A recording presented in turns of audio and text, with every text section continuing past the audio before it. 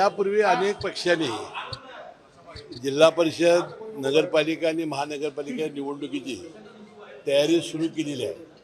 यापूर्वी अनेक वेळा आमच्याही बैठका झालेल्या आहेत आणि शेवटी एकत्र लढायचं असल्यामुळं जिथं आमचं जमेल तिथं युतीनं, न जमेल तिथं स्वबळावर आणि एकमेकावर टीका न करता झेंडा युतीचा फडकवायचं ठरलेला आहे. आजच्या विजय संकल्प मेळाव्यामध्ये पदवीधर निवडणुकांच्या संदर्भात देखील जागा आणि मागणी केल्या परंपरागत जागा आमचे आहे. तुम्ही देखील याआधी आपला अश्वमेध सोडला असेल वक्तव्य केलेलं होतं.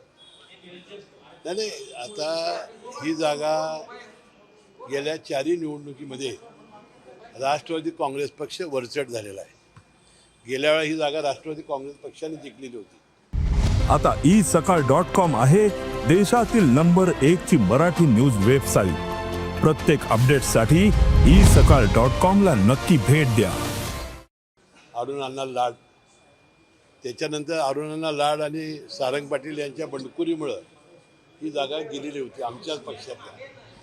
त्यानंतर जनता दलाचे शरद पाटील हे एकदा निवडून आले होते आमच्या पक्ष म्हणजे सगळ्यांच्या साथीनं. त्यामुळं हा राष्ट्रवादीची जागा असल्यामुळं ही आमची जागा आहे असं आमचं म्हणणं आहे. शेवटी तिन्ही पक्षाची नेते मंडळी बसून हे कुणाला द्यायचे ठरवतील, पण आमचा अश्वमेघचा घोडा हा जिंकणारच आहे. खरं तर अरुणांना लाड यांचे चिरंजीव शरद बुल्लार यांचे मंगळवारी भाजपमध्ये प्रवेश होतोय आणि त्यांनी क्लेम केलेला आहे, उमेदवारीवर देखील क्लेम केला नाही, ठीक आहे ना. आता त्यांनी कुठल्या भागात प्रवेश करावा हा त्यांचा भाग आहे. परंतु गेल्या वेळा कोल्हापूर जिल्ह्यातल्या मतामुळे ते निवडून आलेले होते आणि कोल्हापूर जिल्ह्याच्या पदवीधरांची संख्या मोठी आहे.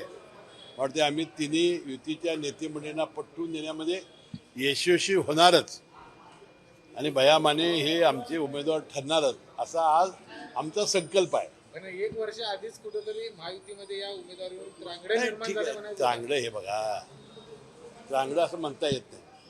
मागणी करणं हे काय चांगलं आहे काय?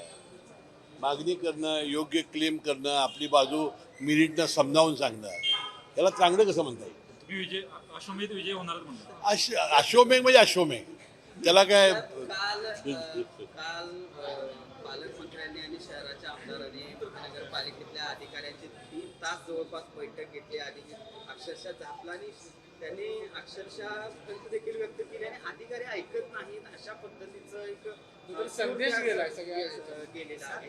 एकूणच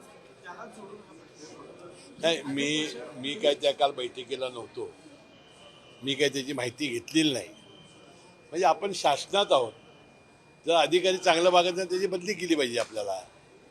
पण वारंवार तुम्ही अधिकाऱ्यांवर तुम्ही देखील नाराजी व्यक्त केली आहे जाहीर कार्यक्रमात. नाही, नाराजी जरी व्यक्त केली तरी शेवटी शासन आणि प्रशासन यांनी हातात हात घालून विकासाची कामं करायची असतात. मला वाटतं ह्या पद्धतीनं काम होण्याची आवश्यकता आहे. मी माहिती घेईन.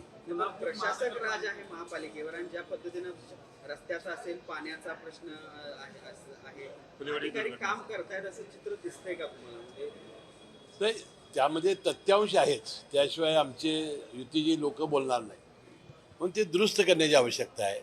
जर अधिकारी जर काम चांगलं करत नसतील तर त्यांना बदलण्याची आवश्यकता आहे. सर साहेब, आपण पाहिलं तर काल जी बैठका झाल्या महायुतीच्या नेत्यांनी बैठका घेतल्या, त्या बैठकांमध्ये अक्षरशः एकीकडे तुम्ही महायुती नेते त्यांना झाडत होते, मात्र दुसरीकडे हेच नेते मोबाईलवरती गेम खेळत बसले, लग्न जुळवत बसले. अधिकारी गांभीर्याने घेत नाही ते नेत्यांना. मी ते सांगितलं, अशा अधिकाऱ्यांना तात्काळ कडक कारवाई करण्याची आवश्यकता आहे. देश विदेशातील प्रत्येक घडामोडींचे लाईव्ह अपडेट मिळवण्यासाठी आता साम टीव्हीच्या सर्व सोशल मीडिया प्लॅटफॉर्मला लाईक, फॉलो आणि सबस्क्राईब करा. तसंच सर्व नोटिफिकेशनसाठी बेल आयकॉन प्रेस करायला विसरू नका.